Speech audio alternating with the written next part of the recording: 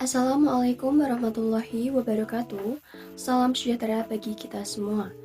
Pada kesempatan kali ini, kami akan menyajikan terkait hasil survei mengenai pemanfaatan jurnal Basastra sebagai pelengkap proyek akhir mata kuliah Statistika yang diampu oleh Profesor Dr. Sumarwati MPD.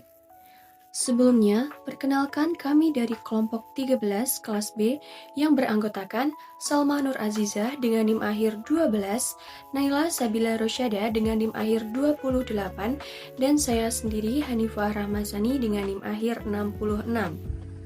Baik, mohon izin untuk melanjutkan. Jadi pada bagian ini kelompok kami mengangkat judul Survei Intensitas Pemanfaatan Jurnal Basastra sebagai referensi akademik mahasiswa Universitas 11 Maret dengan responden yakni mahasiswa Universitas 11 Maret yang berjumlah 66 responden di mana didominasi oleh mahasiswa FKIP sebanyak 57 orang dengan persentase 86,4%. Selebihnya berasal dari Fakultas Hukum, yakni sebanyak 4 orang dengan persentase 6,1%, FMIPA sebanyak 2 orang dengan persentase 3%, serta masing-masing 1 orang dengan persentase 1,5% dari Fatisda, Fakultas Vokasi, FISIP, dan Fakultas Teknik. Data diperoleh melalui angkat skala Likert. Responden memberikan jawaban pada 4 kategori, yaitu sangat setuju dengan skor 4, setuju dengan skor 3, tidak setuju dengan skor 2, dan sangat tidak setuju dengan skor 1. Instrumen diisi dalam bentuk checklist sesuai dengan kondisi dan pengalaman daripada responden. Baik untuk indikator yang pertama yaitu mengenai akses jurnal Basastra, di mana diturunkan menjadi 3 pertanyaan. Pertanyaan 1, saya mengetahui keberadaan jurnal Basastra. Responden yang memilih sangat setuju sebanyak 37,9%. Setuju sebanyak 39,4% responden, tidak setuju sebanyak 18,2% responden, sangat tidak setuju sebanyak 4,5% responden. Sehingga diagram batang yang tersaji di samping ini di mana merupakan akumulasi dari jawaban sangat setuju dan setuju mengenai keberadaan jurnal Basastra menunjukkan persentase 77,3%. Lanjut ke pertanyaan kedua. Selama masa studi, saya pernah mendapatkan informasi tentang jurnal Basastra. Responden yang memilih sangat setuju sebanyak 24,2%, setuju sebanyak 48,5% responden, tidak setuju sebanyak 19,7% responden, dan sangat tidak setuju sebanyak 7,6% responden. Sehingga diagram batang informasi menunjukkan persentase 72,7%. Untuk pertanyaan ketiga, yakni berbentuk checkbox. Dari mana Anda mengetahui atau mendapatkan informasi mengenai jurnal Basastra?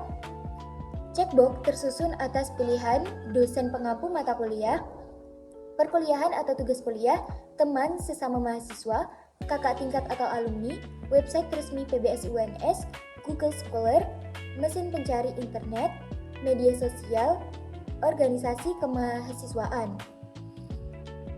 Dari beberapa pilihan tersebut, presentase yang ditampilkan merupakan 5 pilihan terbanyak, yaitu yang pertama, dosen pengampu mata kuliah sebanyak 62,9%, perkuliahan atau tugas kuliah sebanyak 50%, teman sesama mahasiswa sebanyak 43,5%, Google Scholar sebanyak 41,9%, dan mesin pencari internet seperti Google, browser, dan sejenisnya sebanyak 35,5%. Baik, indikator yang kedua adalah intensitas citasi jurnal Basastra untuk referensi akademik yang diturunkan menjadi 2 butir pernyataan. Pernyataan pertama, dalam 1 semester terakhir, saya mengakses jurnal Basastra lebih dari 5 kali. Responden yang memilih sangat setuju sebanyak 3%, setuju sebanyak 39,4%, tidak setuju sebanyak 37,9%, dan sangat tidak setuju sebanyak 19,7%. Sehingga diagram batang lebih dari 5 kali menunjukkan persentase 42,4%. Pernyataan kedua, artikel jurnal Basastra sering saya jadikan rujukan dan saya cantumkan dalam daftar pustaka tugas akademik. Responden yang memilih sangat setuju sebanyak 7,6%, setuju sebanyak 51,5%, tidak setuju sebanyak 36,4%, dan sangat tidak setuju sebanyak 4,5%. Sehingga diagram batang sebagai referensi menunjukkan persentase 59,1%. Indikator yang ketiga adalah persepsi manfaat jurnal Basastra untuk referensi akademik yang diturunkan menjadi 3 butir pernyataan. Pernyataan pertama, pencarian di laman jurnal Basastra menghasilkan artikel yang sesuai dengan kebutuhan tugas akademik saya.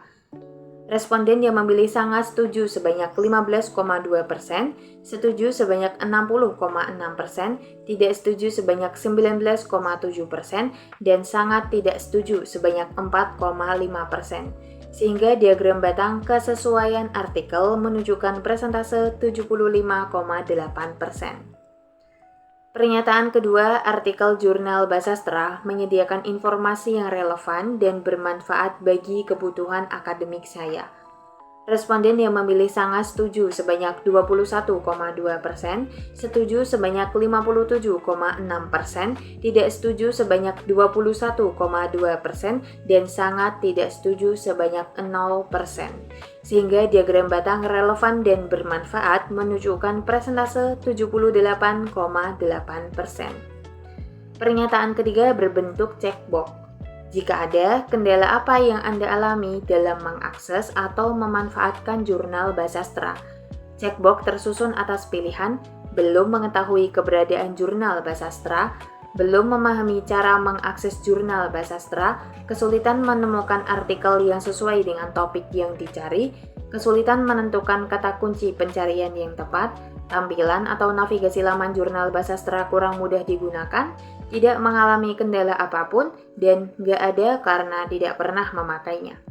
Persentase yang ditampilkan merupakan 5 pilihan terbanyak, yakni belum memahami cara mengakses jurnal Basastra atau akses sebanyak 33,3%, kesulitan menemukan artikel yang sesuai dengan topik yang dicari atau relevansi sebanyak 33,3%, kesulitan menemukan kata kunci pencarian yang tepat atau kata kunci sebanyak 25,8%, belum mengetahui keberadaan jurnal Basastra atau belum tahu sebanyak 22,7%, dan tidak mengalami kendala apapun atau tidak ada sebanyak 22,7%. Baik, indikator berikutnya adalah keberlanjutan penggunaan jurnal Basastra untuk referensi akademik. Indikator ini diturunkan menjadi 2 butir pernyataan yang bertujuan untuk mengetahui kesediaan responden dalam terus memanfaatkan jurnal Basastra sebagai sumber referensi pada tugas akademik di masa mendatang. Pernyataan yang pertama, saya berencana terus menggunakan jurnal Basastra sebagai referensi pada tugas akademik berikutnya. Berdasarkan hasil survei, responden yang memilih sangat setuju sebanyak 7,7%, setuju sebanyak 66,2%, tidak setuju sebanyak 24,6%, dan sangat tidak setuju sekitar 1,5%. Dengan demikian, jika digabungkan antara responden yang setuju dan sangat setuju, maka diperoleh persentase sebesar 73,9%. Pernyataan kedua, penggunaan jurnal Basastra saya belum optimal dan memerlukan informasi tambahan.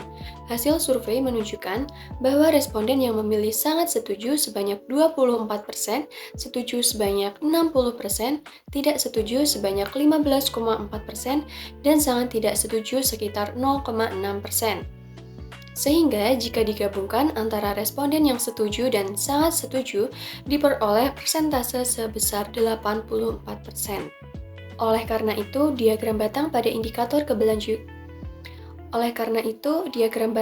indikator keberlanjutan penggunaan jurnal Basastra menunjukkan persentase sebesar 73,9% untuk aspek referensi selanjutnya dan 84% untuk aspek memerlukan informasi tambahan.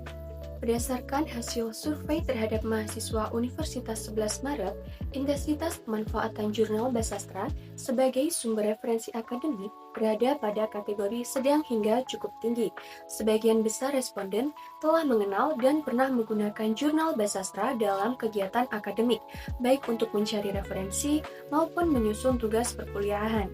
Meskipun mayoritas mahasiswa menilai artikel yang tersedia relevan dengan kebutuhan akademik dan pernah mencantumkannya dalam daftar pustaka, frekuensi akses dan penggunaan jurnal masih belum merata. Sebagian responden belum mengakses jurnal Basastra secara rutin dan belum memanfaatkannya secara optimal sebagai sumber rujukan. Kendala yang dihadapi meliputi kurangnya pemahaman mengenai cara mengakses jurnal, kesulitan menemukan artikel yang sesuai dengan kebutuhan, serta keterbatasan keterampilan dalam melakukan pencarian informasi ilmiah. Oleh karena itu, intensitas pemanfaatan jurnal Basastra berpotensi meningkat melalui penguatan sosialisasi, pelatihan penelusuran artikel ilmiah, dan optimalisasi akses jurnal bagi mahasiswa. Baik, itulah presentasi dari kelompok 13B. Apabila ada salah kata kami mohon maaf. Terima kasih. Wassalamualaikum warahmatullahi wabarakatuh.